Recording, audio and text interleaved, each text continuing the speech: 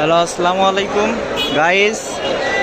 Northern ইউনিভার্সিটিতে আমরা পরীক্ষা দিতে এসেছি, কিন্তু ভূমিকম্পে সব টিচার ছাত্র মহোদয় সব বাহিরে চলে এসেছি, কারণ ভূমিকম্পের মাত্রাটা অনেক বেশি ছিল।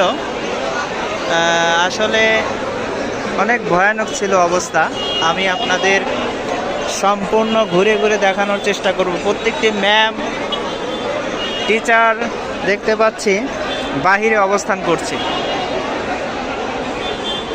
আসলে আল্লাহর মার দুনিয়ার বাইরে সবাই যে কাজই করেন, যে কর্মই করেন না কেন, দিন শেষে আল্লাহ বলে যে একটা জিনিস, আল্লাহ যে আছে এটা আপনাকে মানতে হবে।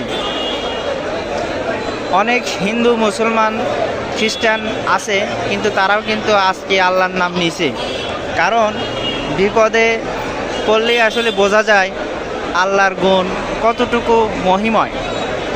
সবাই সতর্ক থাকবেন, ভালো থাকবেন, ইবাদত বন্দেগী করবেন। ধন্যবাদ।